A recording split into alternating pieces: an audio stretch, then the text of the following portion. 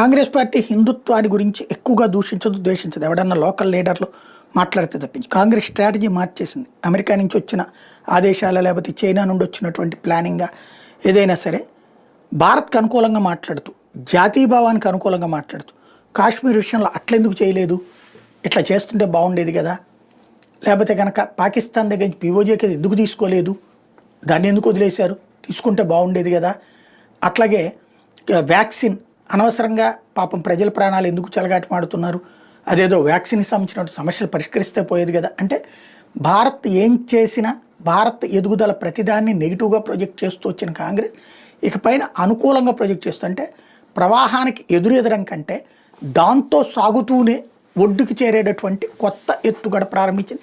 చాలా వ్యూహాత్మకంగా అడుగులు వేస్తోంది. సంథింగ్ ఎవరో కానీ చాలా జాగ్రత్తగా గైడ్ చేస్తున్నారు భారతీయ జనతా పార్టీ. సైకలాజికల్గా దీన్ని